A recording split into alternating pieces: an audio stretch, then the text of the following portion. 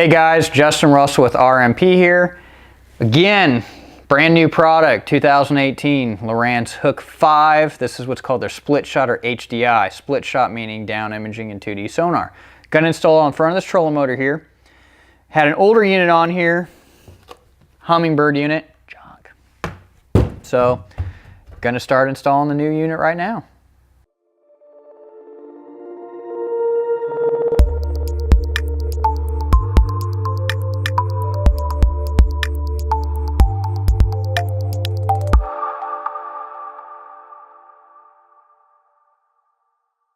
First things first, something that I think is pretty cool.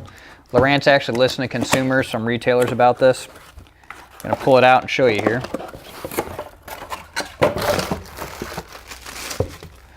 Transducer. So, traditionally in the past with these transducers, you've always had to have a trolling motor adapter or some sort of custom bracket to make them work on the trolling motor. Well, they have two slots in here. Perfect. Thank you, Lowrance. This is going to be super simple. What we're going to be able to do with this is actually put two of our stainless steel hose clamps in to fully mount this directly on the trolling motor. All right. Got our stainless steel clamps going through the transducer bracket. Gonna mount these up on the trolling motor head. Then we'll run our zip ties up on our wiring. This is pretty straightforward, but there is a couple things to be sure of when you're running your wiring up the shaft of the transducer. One, we need to loop it where it actually rotates around to make sure you're not going to cause a pinch point and break your transducer cable. And I'll show you how to do that as soon as we get this mounted up.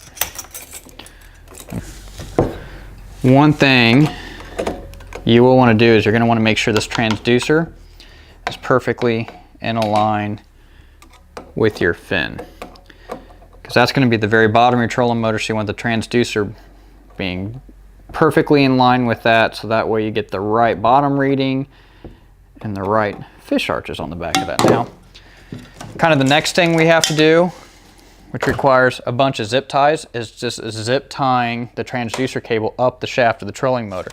The key to that is, when we get up to the shaft where it rotates around, we got to give us some loops, so we'll show that next. All right guys, here's where the really important factor is on rigging this up on this style of trolling motor. So as this lower shaft rotates, the upper one does not. So we've got to give ourselves a little bit of a loop here in our transducer cable to allow the trolling motor to rotate fully forward and fully backwards without pulling actually on the cord itself. So put another zip tie around here, zip tie this in place. We'll remove all our access.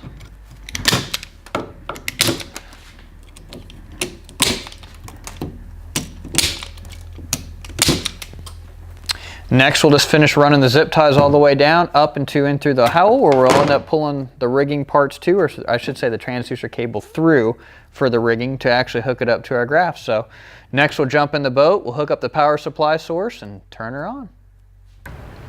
All right guys, two-step process here. We've got our transducer cable pulled through. Now again, this was a boat that had another unit, Hummingbird junk unit, no longer works, up here on the front. So we're replacing that mount with ours here. Now, this is a new style mount, so can't squeeze it. Push that down, you can squeeze it and actually mount the unit up. So what I'm gonna do is actually lift that back up to the lock position, slide our transducer cable through that way.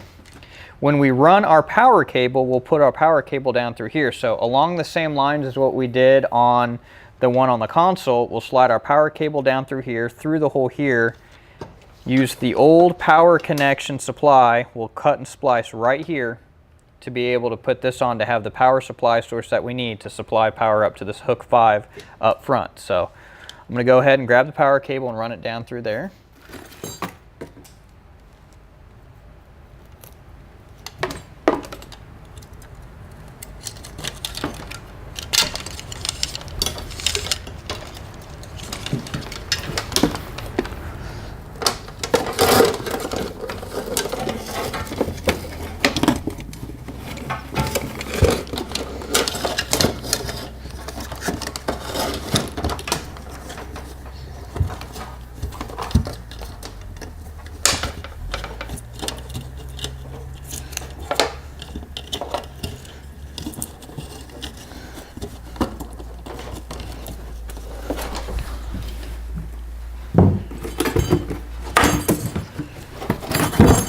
And again, very similar thing for us. Luckily here, a lot of these holes are going to line up off of the old bracket for the new one here. So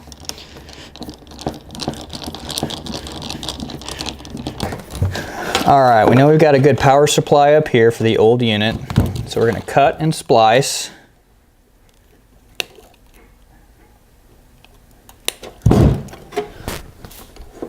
Strip these wires down.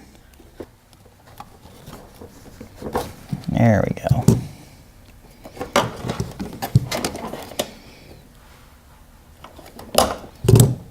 There we go. Crimp this on.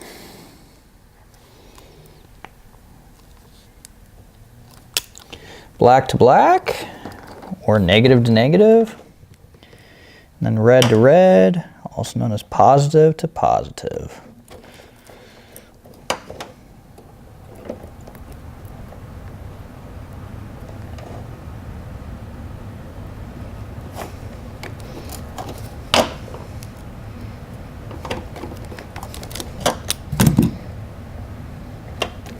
Pull test is good.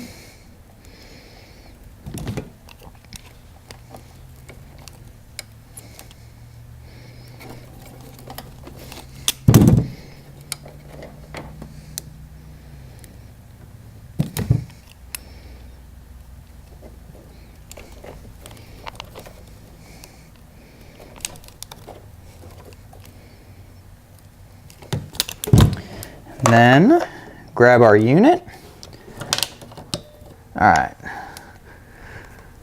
plug our power supply in, plug in our transducer. We have power. Make sure that's down.